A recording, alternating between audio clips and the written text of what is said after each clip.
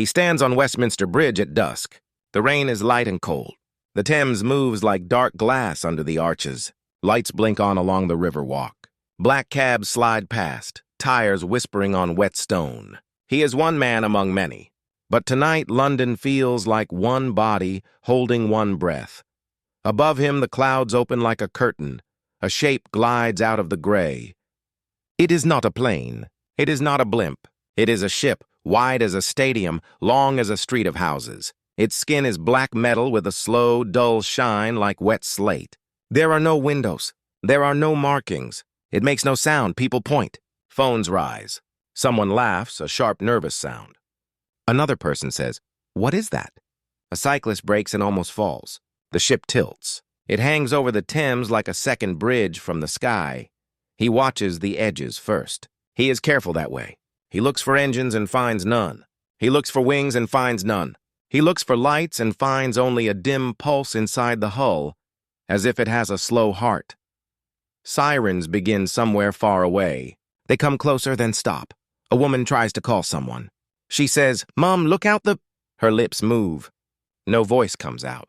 She frowns, taps her phone, checks the signal, speaks again. Still nothing. She shakes the phone and looks around, confused. The man on the bridge tries a word. Any word. "Hello," he thinks. He shapes it with his mouth. He breathes out. The word dies between his lips. The sound does not leave him. It is like shouting underwater. He tries again. The same. The air feels heavy and soft, like a blanket over his face.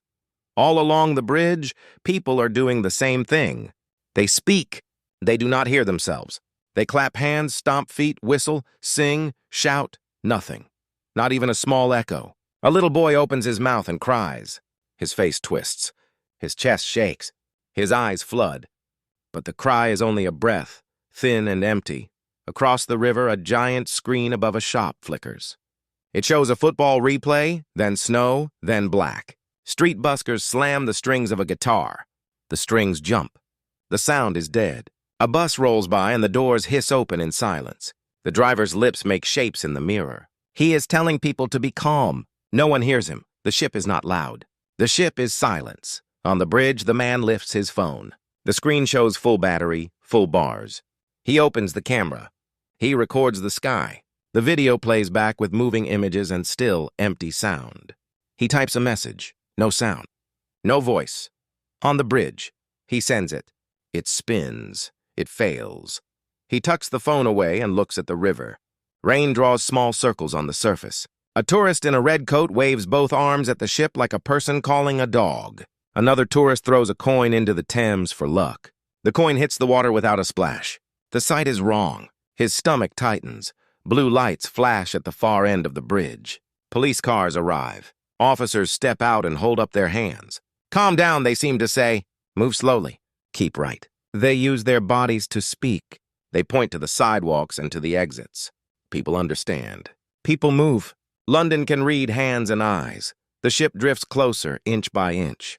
Its shadow passes over the Houses of Parliament. Big Ben's face glows. The rain grows finer, like smoke. A faint ring unfolds from the ship's belly. It looks like a glass halo. It spreads wider than the river, wider than the bridge. It stops. It glows. The man feels the ring touch his skin. It is not cold. It is not hot. It is only pressure, soft and steady, like a palm against his throat. He tries one more word. Nothing. He swallows. He understands. The ship is jamming sound. Not minds, not light, not movement, just sound. People begin to test the world. Two students tap with coins on the rail. Tap, tap, tap. Their hands make the motion. Their faces wait for noise. There is none. A drummer in a hoodie beats his chest. His lips curl in a smile that is not a smile. Empty. For a long second, all of London listens to nothing. Then the ring brightens. Panels on the ship's underside unfold like petals. They reveal a dark circle, deep and smooth, as if the sky has an open eye. On the bridge, the man lifts his head. His breath fogs. He does not run. He does not speak. He cannot. He watches. And then, in perfect silence, the first beam drops. He does not speak. No one speaks. But three people move with purpose. Amir turns from the river first. He is a London engineer. He fixes small things and big things. He knows power boxes that feed the lights along the Thames. He knows which cabinets are old and which keys fit. His hands shake, but his eyes are clear. He taps his chest twice, "I'm going," then points to a green metal box near the bridge stairs. Two nearby cyclists nod. They help guard the spot with their bodies, the way crowds guard a person who has fallen. Amir kneels in the rain. He opens the panel and sees a forest of wires, damp and dull. Good. Old gear. Old gear has fewer tricks. May stands near a stone lion. She is a quiet librarian from Southwark. She keeps maps in her head, tube lines, service tunnels, old city pipes, the forgotten stairs under the river wall. Her hair sticks to her face. She takes out a small notebook. On the first page, she draws the bridge and the river with quick, neat lines. She draws the mothership above it, a dark oval. She draws arrows, cross marks, and 3 small circles. She lifts the page and shows it to anyone who looks. People crowd close. They understand the symbols. Eyes meet eyes. Hands copy the marks onto scrap paper and cardboard. Chalk appears from someone's pocket. A white line runs along the curb like a trail of breadcrumbs. Chief Rowan watches both of them with a still face. He wears an old Royal Navy jacket, sleeves rolled, patched dark with rain. He is thick at the shoulders and light on his feet. He raises 2 fingers, curls them, points to the bridge's south exit. "Form here."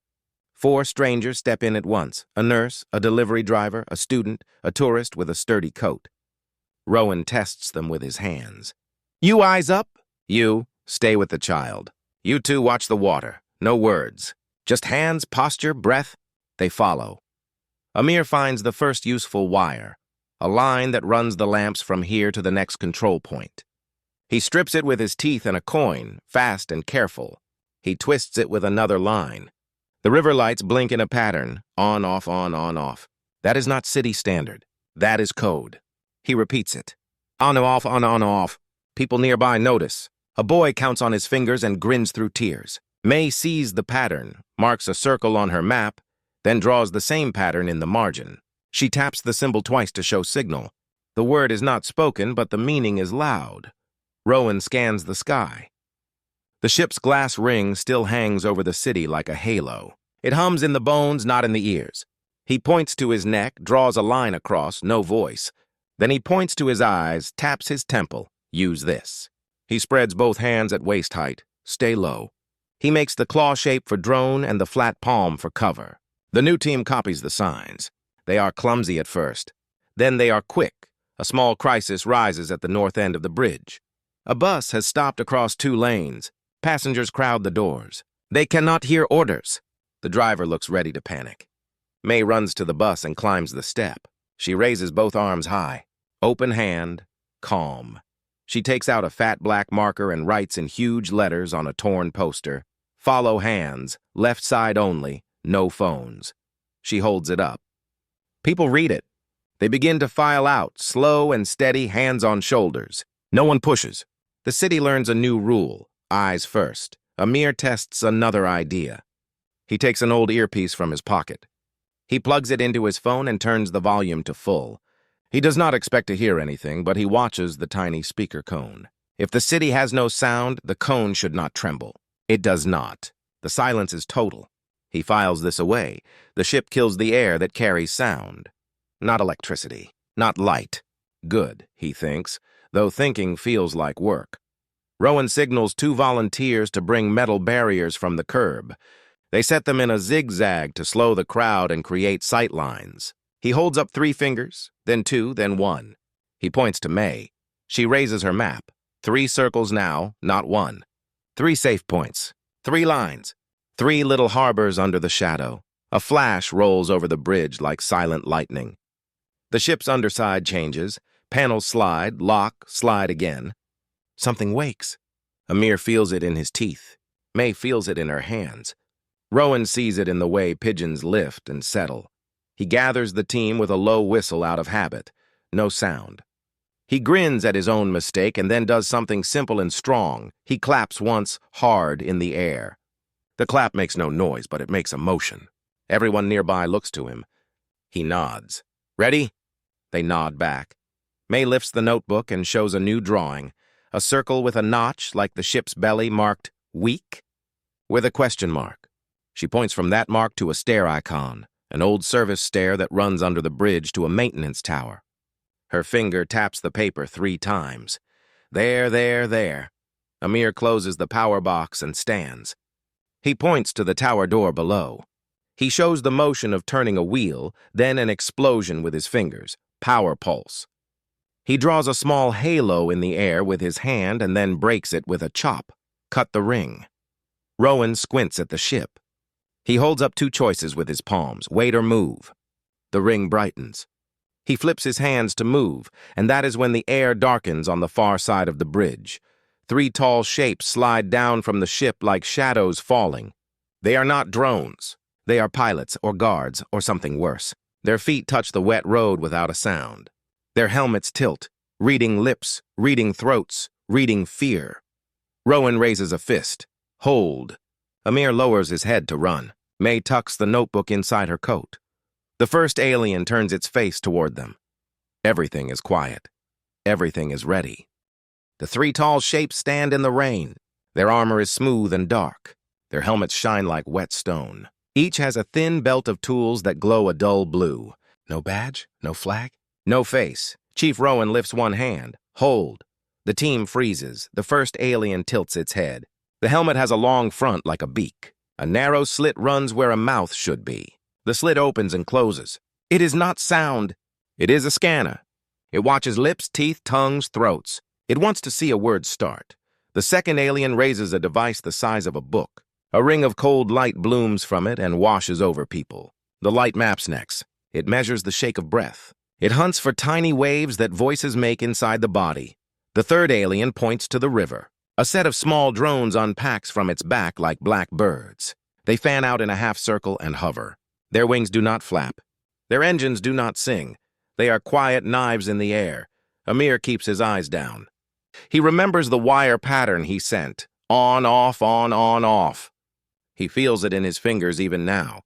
He stands close to the green power box, as if he is only a man who likes warm metal in cold rain. May looks like any librarian in a storm. Small, neat, careful. But inside her coat, the notebook waits. The last page shows a stair symbol, a tower, a ring with a notch. Weak? She does not touch it. She does not draw attention. She watches feet, not faces. Feet tell plans. Rowan reads the street like a chart at sea. The aliens anchor the middle. The drones make the edge. The crowd is the tide. He needs a current. He needs a swell. But he cannot shout move and he cannot blow a whistle. So he does something else. Rowan takes a step. Just one. He makes it look like a slip on the wet stone. His body turns with the slip so he faces the south stairs. His left hand drops and lets a coin roll from his palm. The coin hits the ground. No sound. But it rolls and rolls and rolls. It draws eyes. A few people turn their heads to follow it. This is the trick. In a world without sound, motion is a voice. Amir understands at once. He fumbles his phone on purpose. It spins in the air, slow and clumsy, a bright screen against dark rain. People watch it fall. He catches it at the last moment and gives a sheepish shrug. The movement says, I am nobody. The movement also says, look here. May adds her own layer. She lifts a scarf from her neck and lets the wind take one corner. The scarf flaps like a weak flag. Its edge points toward the service stair under the bridge. A tourist looks, then another, then a police officer. Their eyes pass the message. There. The first alien's beak turns to the scarf. The scanner slit opens wider. It studies May's lips for speech. May presses her mouth flat. She breathes through her nose. Calm, even slow. The scanner sees nothing to catch. It moves on. The second alien aims the book device at Rowan. The cold light tests his throat. Rowan swallows once to keep from coughing. The light flickers and returns to a steady glow. It finds no wave. The alien lowers the device. Its stance says, not this one. The drones sweep lower. Their bodies are thin triangles. Each nose holds a small glass bubble. The bubbles drink light from the city and feed it back as maps. The drones hover over the power box, the bus, the railings, the faces. They are fast, but they are exact. They search for rhythm. Rhythm is human. Claps, stomps, songs, counts. The ship expects those patterns, so Rowan gives them chaos. He rubs his hands as if he is cold. He rubs fast, then slow, then stops. No pattern. He shifts weight from heel to toe and back, but never with a beat. He blinks twice, pauses, blinks once, then holds still. He becomes white noise in human shape. Amir opens the green box a finger's width. Inside, the relay he rewired sits ready. He touches the metal with his ring finger. On, off, on, off. The river lights obey. But tonight this is not a code for people. This is bait for machines. A drone catches the blink of the lamps. It turns its glass eye and locks on the pattern. Another follows. They drift toward the railing, away from May, away from Rowan, and, most of all, away from the service stair. May slides one step back, then another. She looks like she is making room for someone else. The scarf points. The eyes pass the message again. A nurse leads a child and his mother to the stair. A student follows. A delivery driver. A tourist in the sturdy coat. The crowd becomes a stream. The stream finds a channel. The channel runs under the search net. The first alien senses change. It lifts a hand. The beak helmet turns to the lamps. It sees the pattern. Its mouth slit flexes. The drones close ranks and chase the blinking line along the river. They are sharp, eager, wrong. Rowan draws a short breath and tastes metal. He touches Amir's elbow with 2 fingers. Good. Then he points to the tower icon in an invisible map. Next, Amir nods once. He closes the box. He keeps his hands in his pockets as if to warm them. Inside one pocket is a small coil. Inside the other is a short cable. Old things. Reliable. Small thunder waiting to be born, May moves with the stream and then peels off. She finds the stair door under the bridge.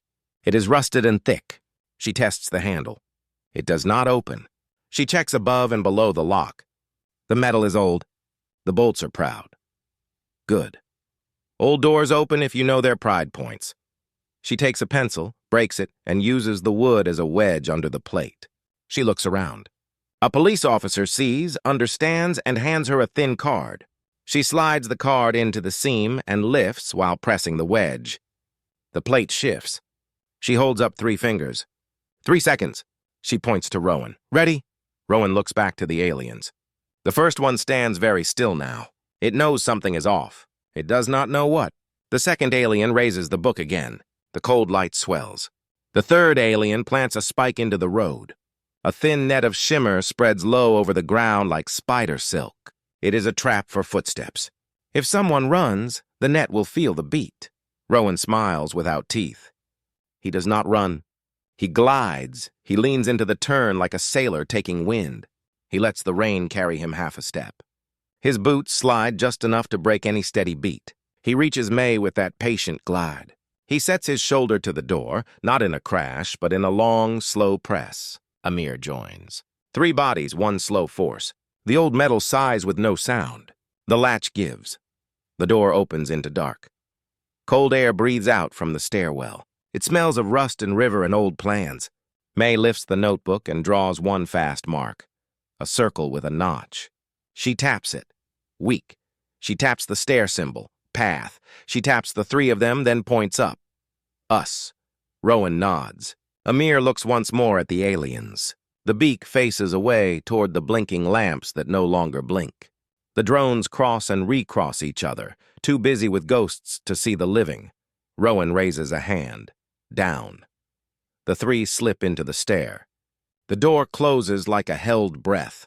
On the street above, the second alien's light flares hard. It finds a flutter in someone's throat. It finds a tremor in someone's chest.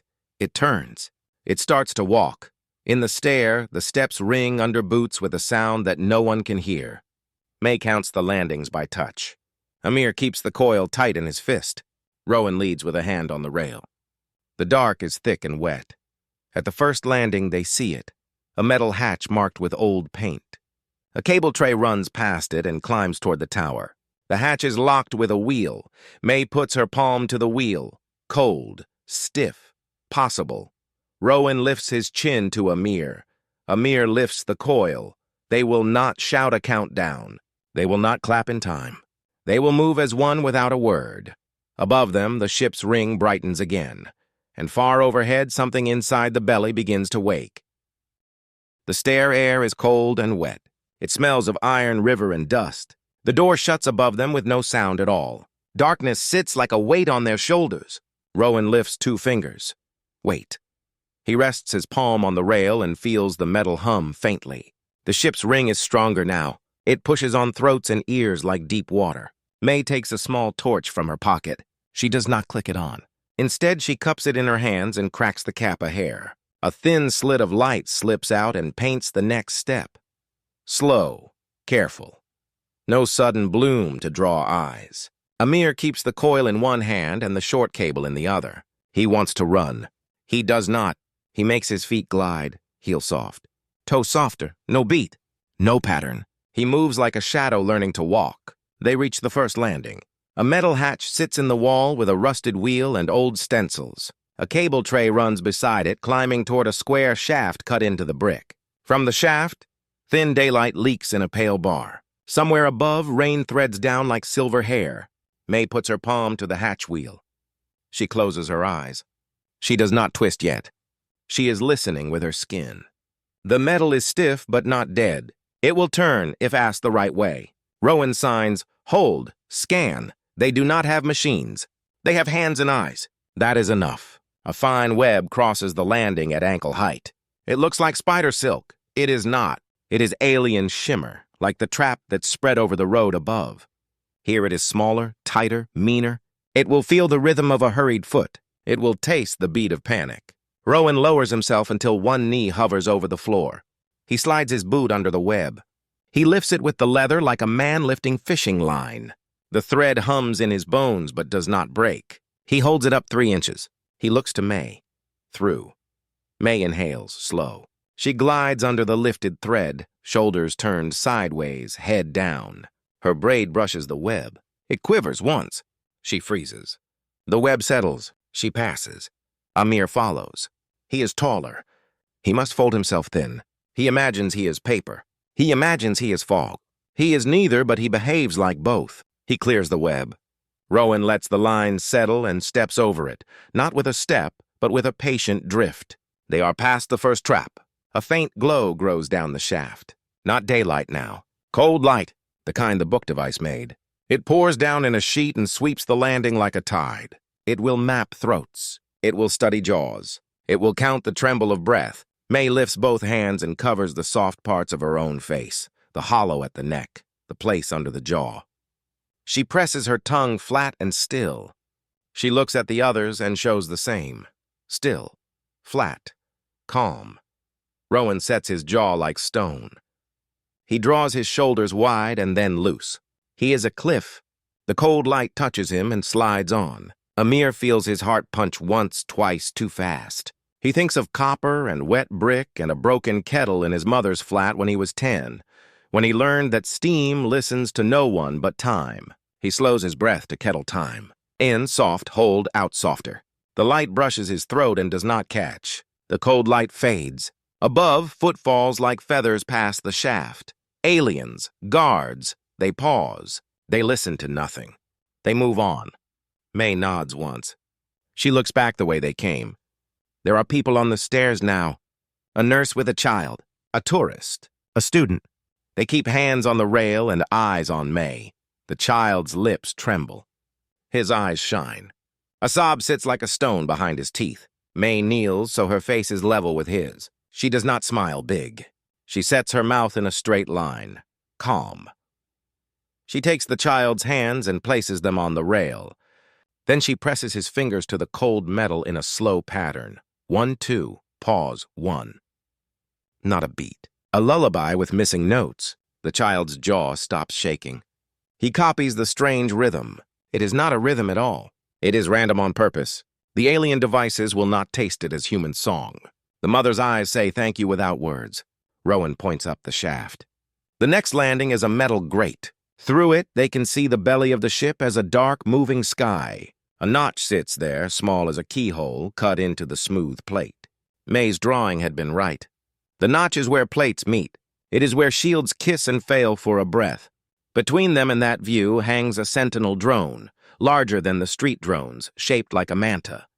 It floats in the shaft mouth, belly lights dim, glass eye turned down to watch the stare. Its wings barely move. It is still as a sleeping cat. It is not asleep. Rowan studies its path. It drifts left, then right, but never far. It is leashed to that notch like a dog to a gate. Amir shows the coil and points to the cable tray. The plan is simple.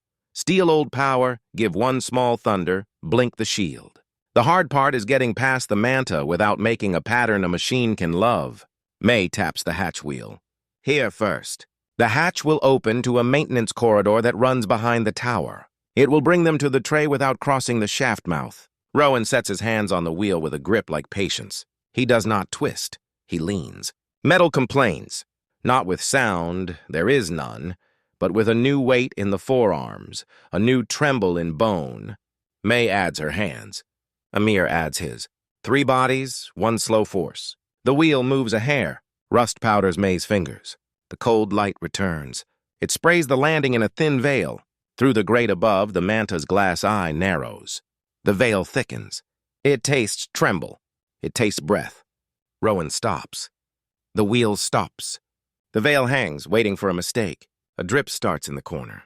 Rain has found a crack. The drip falls, slow, then quick, then stops. It is not a rhythm. It is random, wild, human. Rowan matches the drip.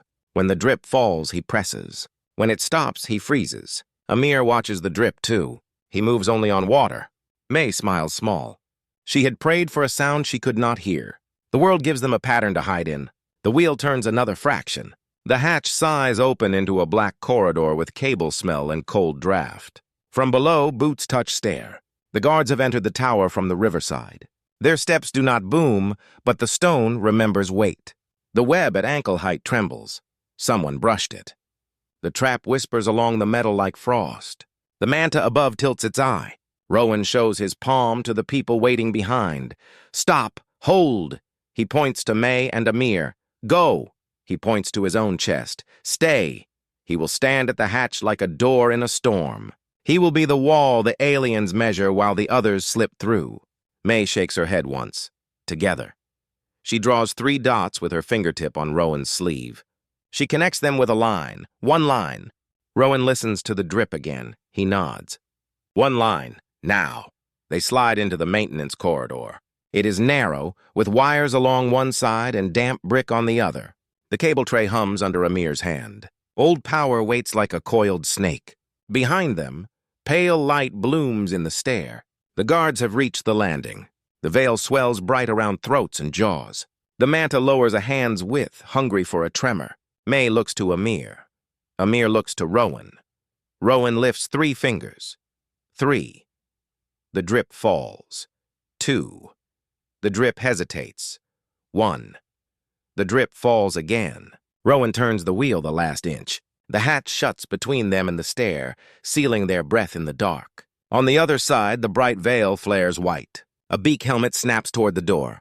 In the corridor, Amir sets the coil to the cable with steady hands. May opens the notebook to the page with the notch. She taps it once. Weak. Rowan raises his hand. No words, no sound. They will pass the test without voices. They will make thunder without a shout. And far above, the ship's belly opens its eye a little wider, like it is curious, like it expects to be safe. The corridor breathes cold on their faces. Cables run like veins along the wall. Water ticks in the bricks. The ship's weight presses down from the sky. It presses on throats. It presses on thought. Rowan raises a hand. Plan May opens her notebook. On a clean page, she draws a simple thing. A kettle on a hob, steam rising in a thin line. Next to it, she draws the mothership's ring. Between them, she draws many arrows. She writes 1 word in big letters, steam. Amir nods slowly. He understands at once. The ship kills sound in air, but it still feels pressure and heat. It reads the city like a doctor reads a pulse. If they make pulses in the wrong place, the ship will look the wrong way. Rowan sketches with a blunt thumb on the damp brick. 3 circles for decoys, 1 cross for strike. He points to his chest. Lead decoys. He points to May, map paths. He points to Amir. Build thunder. They move. Amir kneels by the cable tray. He opens a small junction box with a coin and a strip of metal. Inside, old Copper waits, tired but loyal. He wraps his coil around 2 terminals and bites the short cable's sheath to free bright wire. He feels silly using teeth in a war against space, but there is no sound to laugh at him. He works. May studies the corridor's walls. There are old plaques with numbers. There are chalk arrows from workers long gone. There is a small square door with rusted hinges and the word boiler half washed away. She points. Rowan nods. The boiler room is narrow and low. Pipes run in a forest. Valves bloom like iron flowers. A dead kettle sits on a shelf, dented and brown with age. May touches it and smiles with her eyes. Tea saves afternoons. Maybe it can save cities. Rowan tests a valve with 2 fingers. It turns slow. A soft pressure builds under his hand. Not sound, just push. Steam will come if asked. He looks to May. May draws quick. Valve A, vent east. Valve B, street grate. Valve C, tower shaft. She taps Valve B, best decoy. Street grates will breathe white and make the city sing to the ship. The ring will taste that false breath and follow it. Amir arrives with a small metal box he has built from the junction, the coil, and a torn strip of copper. He has added a knob made from the broken pencil. He draws in the condensation on a pipe. EM, blink, he points up. At notch. He is ready to make one short thunder to crack the shield for a heartbeat, but timing is the blade. If the drones are close when he fires, they will map the surge and find him. If the drones are far, they will chase ghosts. He needs ghosts. Rowan adjusts the valves in a strange rhythm. No rhythm at all. He opens A a quarter turn, then shuts it. He opens B fast, then slow, then half. He waits. He opens C a breath. Steam hisses, but the hiss is born dead. It still moves and heats. It pushes air through grates and shafts. It shakes metal in tiny ways. The ship's sensors will taste those pushes like faint music. May runs to the corridor mouth that faces a street grate. She wipes the grate with her sleeve until it shines wet. She uses her marker to write a tiny arrow on the concrete, just big enough for close eyes. Safe. Then she smears it with rain so it is almost nothing. Only careful people will see. She draws another arrow where not to go and smears that too. The city will need help without words. She can give it. In the stair, pale light blooms again, guards on the landing. Their cold veil hunts tremble. The Manta drone hangs just above, a shadow with a bright eye. Rowan shows 2 fingers, 2 decoys first. May points to the map. He nods and twists valve B fully open for 1 slow count. Steam pours through the street grate in a white ribbon. At the same time, he taps valve A twice. Quick, quick. The corridor breathes in 3 places at once. The ship above feels the city cough in the east. Amir kills and remakes a connection in his box. Tiny sparks hidden under his hands. He watches the cable's skin start to sweat with heat. He is charging the coil in a very old way. He does not count seconds. He watches the sweat pattern. When it spreads like a leaf, the coil will have enough. Drones shift outside. They peel away from the tower mouth and swing toward the wrong street. Their wings cut rain like knives. The beak helmet above the stair tilts to follow the white ribbon that should have been a hiss. May closes valve B halfway, then opens valve C more. The tower shaft exhales a thin ghost. The Manta rises a hand's width and then glides east. The notch loses its watcher for a breath. Rowan points up. Window. He wants eyes on the belly. May finds a tiny maintenance slit high in the bricks. She stands on a low pipe and peeks. The notch sits there, a dark lip in smooth metal. Light crawls around it like slow fireflies. Shields kiss and part and kiss again, time to the ship's own breath. Amir's hands are steady now. The coil hums against his palm, not sound, just feel, like a cat before a jump. He draws a small lightning bolt on the pipe with the wet of his finger. He mouths a count but does not move his tongue. 3, 2.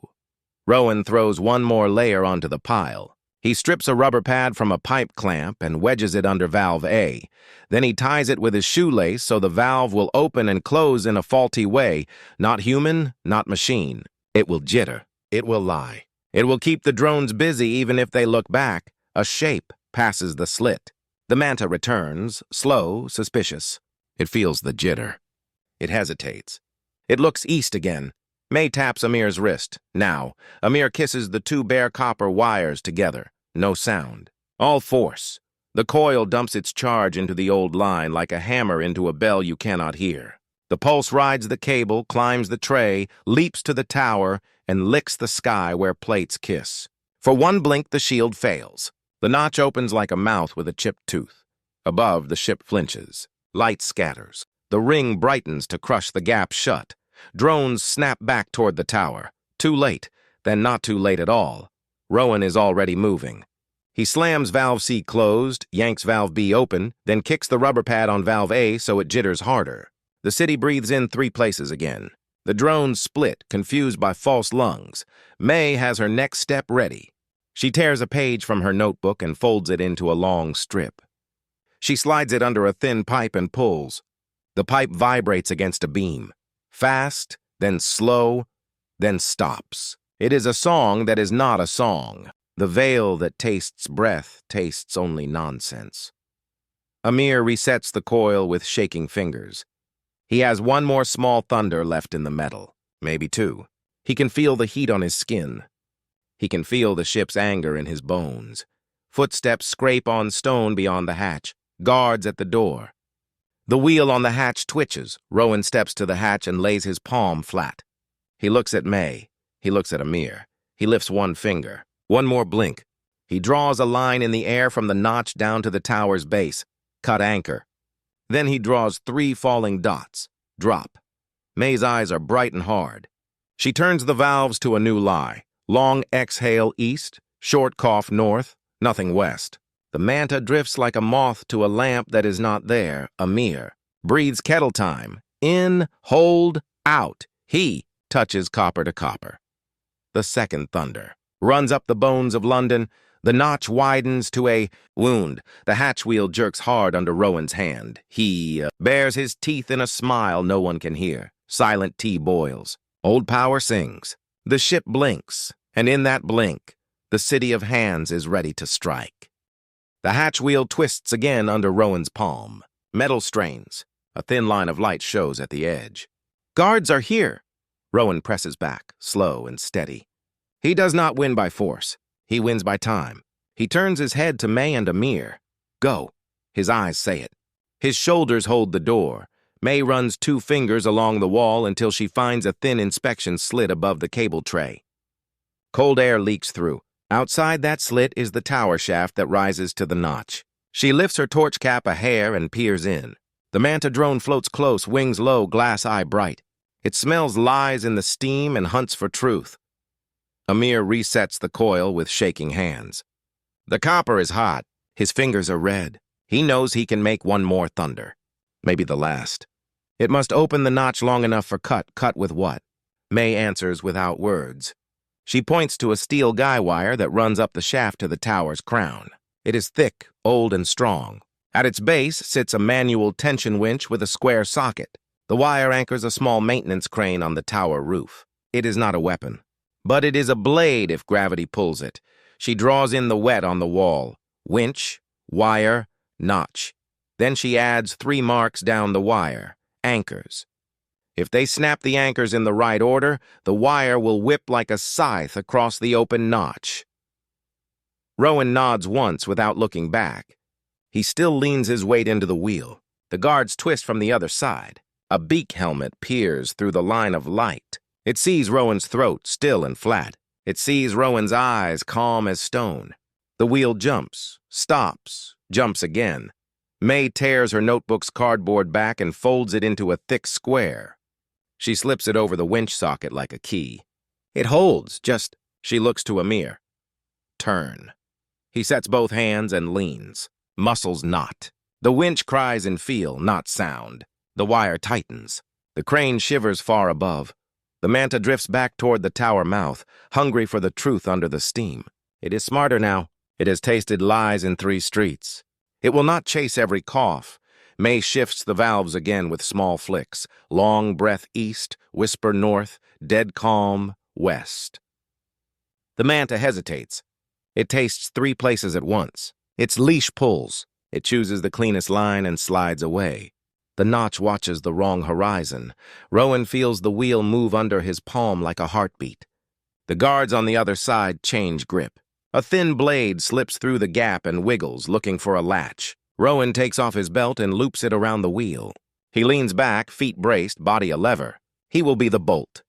Amir turns the winch a last half-turn. The wire sings in his bones. It is a silent scream. He wedges the winch handle with a broken pipe and his own foot to keep the tension. He nods to May. May holds the steel with both hands. It hums under her touch. She points up the shaft where the wire passes a ceramic insulator bolted to the wall.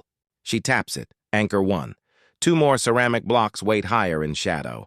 Anchor 2. Anchor 3. If Anchor 1 breaks under the pulse, gravity will pull the wire into a new path across the notch. Amir opens the coil box. The copper glows faintly in the dark. Sweat runs into his eyes. He blinks it away.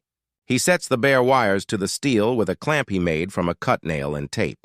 He will pour the last thunder into the wire itself. It will jump the insulator, cook the bolt, and pop the anchor. Old trick. Electricians know it. Ships hate it. The gap at the hatch widens a finger. A thin tube pokes through, then blooms into a net like glass lace. It tries to spread inside the corridor. Rowan pushes with his whole life. His back burns. His jaw clenches. He gives the wheel nothing. The manta returns. It has learned too much. It hovers above the notch and stares down. The beak helmets must have sent it back. It shines a very narrow, cold light into the slit. It tastes the rise and fall of air in the corridor. It tastes Amir's breath. May places her hand flat on Amir's chest. He understands. He stops a breath halfway. He freezes. The light slides. The manta tilts, unsure. Rowan watches the drip in the corner again. The rhythm of rain is their clock. When the drip falls, he nods. Now. May points to Amir's wires. Now. Amir kisses copper to steel. No sound. All heat, all bite. The pulse races into the guy wire. It climbs the shaft. It hits Anchor 1. The ceramic spalls, crumbles. The bolt flashes white. The wire leaps free and lashes to a new line. At that exact blink, the shield kisses and parts at the notch. Open. Vulnerable. Waiting. The wire, thick and angry, scythes across the open lip. 2 things happen at once. Above, metal screams without voice. The notch's thin rim buckles. A plate edge bends inward like a broken lid. Light blows out of the gap in a fan and then gutters confused. The ring tries to clamp. It clamps on a wound. Below, the hatch wheel slips under Rowan's belt. The net tube pushes deeper into the corridor, glittering. It reaches for Rowan's hands. Rowan lets go with one hand only. He pulls a short fuse from his jacket pocket. A little black stick from a bus fuse box he took on the bridge without thinking. He jammed it there earlier. He did not know why. Now he knows. He shoves the tiny fuse into the net tube. The tube eats everything. Heat, tremble, breath. It eats the fuse, too. It overloads. It stiffens. It goes glass hard in an instant like a frozen jellyfish. Rowan snaps it off at the base and tosses the dead lamp to the floor. May sees the plate bend above, and her eyes blaze. She grabs Amir's shoulder and points higher. Anchor 2. He nods and moves the clamp up the wire with numb fingers. He bites tape between his teeth. His hands shake. He locks the clamp. The manta shudders. Its glass eye blooms and shrinks very fast. It has felt the wire bite. It lowers to strike the slit with a cutting beam. It will burn the corridor out like rot. Rowan drops to one knee and yanks a fire blanket from a wall box. He throws it over the slit just as white light spits down. The blanket chars at the edges but holds for one breath. 2, 3. Now, his mouth shapes. No sound. Amir fires the second jump. Anchor 2 pops like a dry seed you cannot hear. The wire whips again. It cuts deeper into the notch, now across a bundle under the plate, thick black tubes that feed the ring. The bundle parts. The ring hiccups. The air pressure on every throat in London eases for a heartbeat. On the river, someone gasps and hears a ghost of their own voice. Eyes go wide. Fingers touch throats. Joy trembles at the edge of mouths and stops because London has learned the rule. Eyes first. The manta rams the slit. The fire blanket fills with light and smokes. It will not hold one more breath. Rowan rips the blanket aside and swings the dead net tube like a club. He does not aim for the drone, he aims for the light. The tube strikes the beam, and for a blink, it scatters it. The manta flinches left. The beam eats brick. Dust bursts, silent. May is already turning the winch with both hands. The wire is free in 2 places. If anchor 3 breaks, the wire will fall into a new lower arc, straight through the open wound. It will carve the last skin. It will kiss the ship's anchor conduits. Amir tries to set the clamp a 3rd time. The copper has burned black. His fingers are slick. The coil is nearly dead. He feels the power as a tired animal now, not a sharp cat. But tired animals still bite if you ask them with respect. He looks up. The notch flickers. The wound tries to heal. The ring rolls toward full strength. He looks to May. She nods, fierce. He looks to Rowan. Rowan's face is set and kind even now. He gives Amir the smallest wink, like a man on a dock telling a boy that the knot is good. Amir laughs without sound. He presses copper to steel. The last thunder crawls up the wire like a cold flame. It kisses anchor 3. The bolt shatters. The wire falls and swings. It cuts the wound wide. It bites the anchor conduits. Deep in the ship, something lets go. Gravity tilts wrong. The mothership lurches a meter up, a meter down, as if a giant hand has loosened a mooring. The ring flares and collapses like a dying star. The silence breaks and returns in waves. Half a voice, then none, then half again. On the bridge, cups of rain jump on stone. 100 people feel their own breath in their ears for the first time in long minutes. No one screams. They hold it. They hold the quiet like a flag. The manta reels. Its wings stutter. It strikes the slit again, wild and angry. Rowan ducks and the beam rips a strip from his sleeve. May grabs his collar and pulls him back. Dust fills the corridor.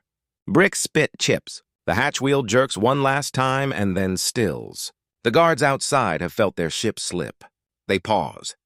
They listen to orders they cannot hear. Rowan raises his hand, 3 fingers spread. Now we drop it. May points to the map she draws in ash on the wall. Anchor cuts. Ship lifts. Ship loses grip. Retreat or fall. She circles retreat. They do not want to crash in a city. They want a leaving. Amir leans his head against the brick for 1 second. He closes his eyes. He opens them with a new fire. He pulls the clamp free. The coil is dead. It has given all.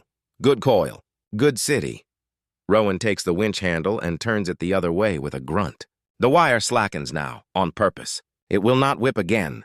It will drag across the wound and keep it open just enough for the ship to know the truth. You are not safe here. Above, the mothership lifts a slow half-meter as if a rope has snapped in heaven. The manta jerks away, called home. The beak helmets at the hatch step back. May presses her palm to the wall. She feels the ship's tremble fade to a new note. Not anger.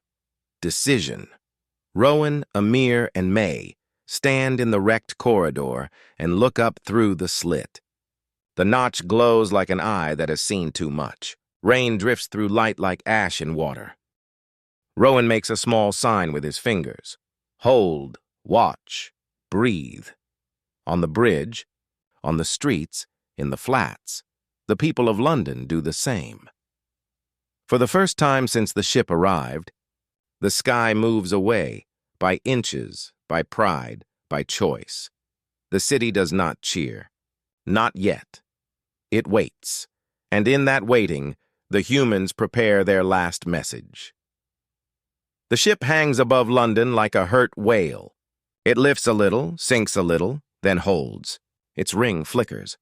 The wound at the notch glows and bleeds light. Rain falls through it and turns to steam. The city watches and does not speak. Rowan lowers his hands. His arms shake from the door fight. May's hair is gray with dust. Amir's fingers are red and burned. They stand under the slit and wait for the sky to decide. A tremor runs through the bricks. The manta drone pulls back from the slit. Wings slow, eye dim. It turns once, like it wants to look them in the face.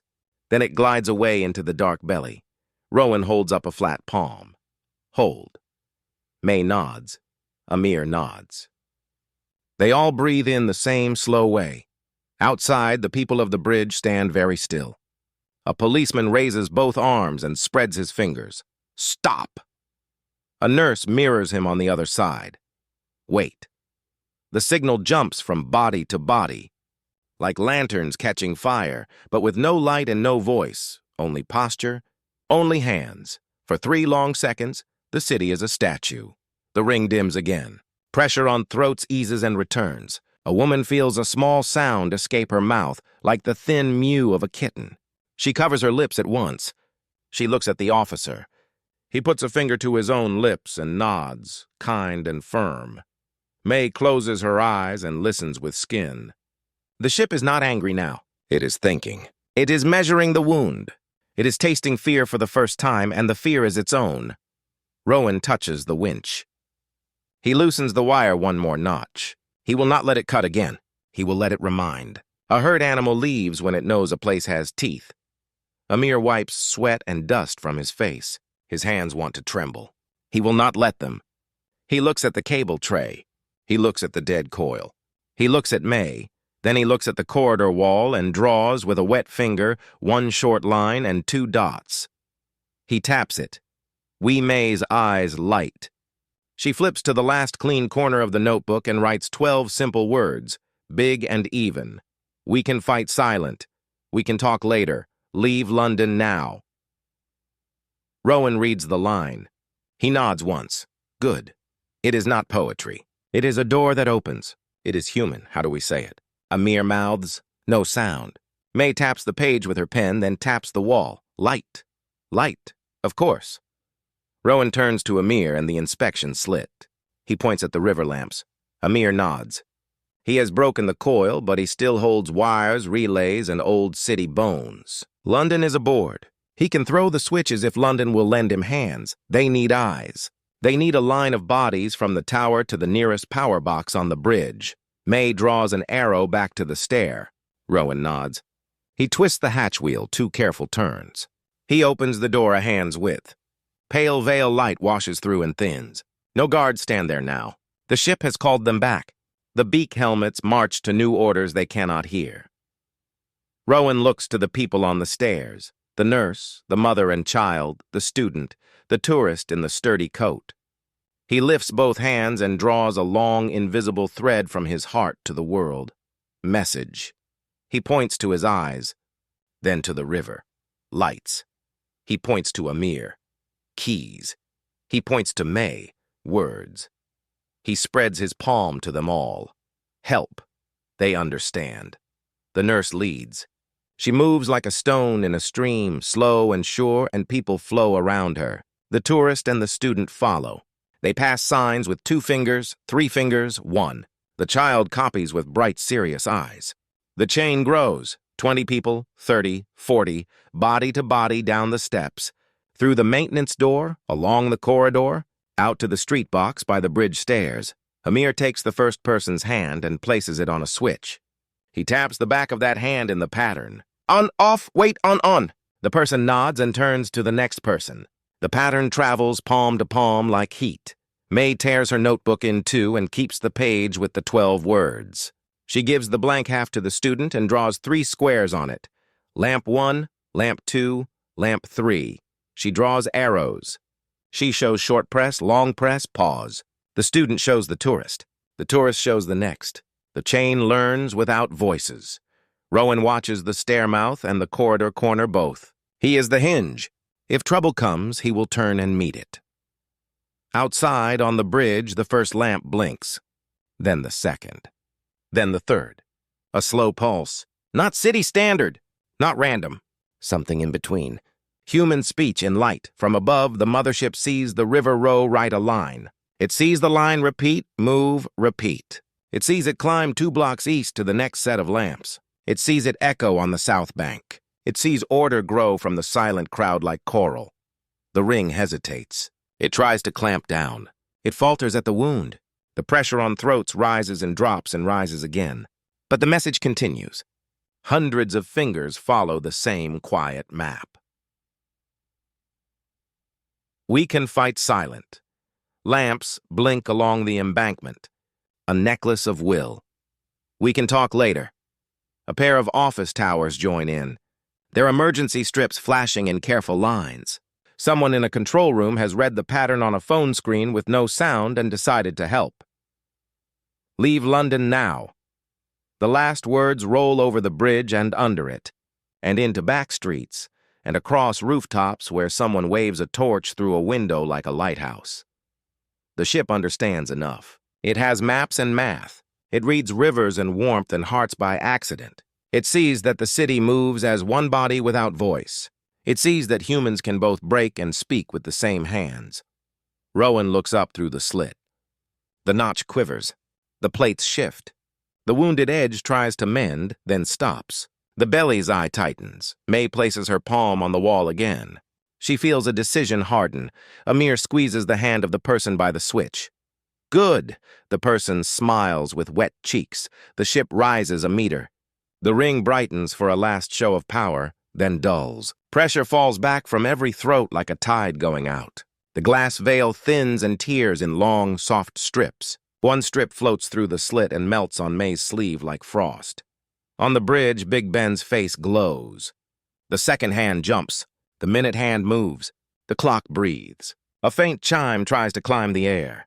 It comes as a ghost, then a thread, then a bell at last, quiet, thin, brave. London hears it. No one answers with a shout. They let the bell own the first note. The mothership lifts. It angles away from the river, away from the Houses of Parliament, away from the city that learned to speak with eyes. Its shadow slides off the bridge and off the roofs. Rain finds its sound again on stone. Rowan steps out from the hatch. He stands under open sky. He blinks into rain like a man climbing out of deep water. He raises one hand high, palm out. Hold, the city holds, the ship climbs. Clouds swallow it in gray. For one long, perfect breath, London is silent by choice. Then, like dawn, the noise comes back. Not a scream, not a roar, but small things first.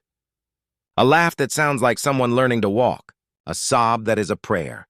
The rustle of coats. The soft click of a camera that will not be needed anymore. The world is new and old at once. Rowan lowers his hand. He points to May. She steps up on the low wall and shows the torn page with the 12 words. She does not shout them. She only holds them high. People see. People nod. People cry. The message is done. The ship is gone. There is still work. Amir kneels by the green power box. He resets what he changed. He puts wires back with careful hands. He kisses his burned fingers and laughs a broken laugh he can finally hear. A cyclist squeezes his shoulder. The sound is small and good.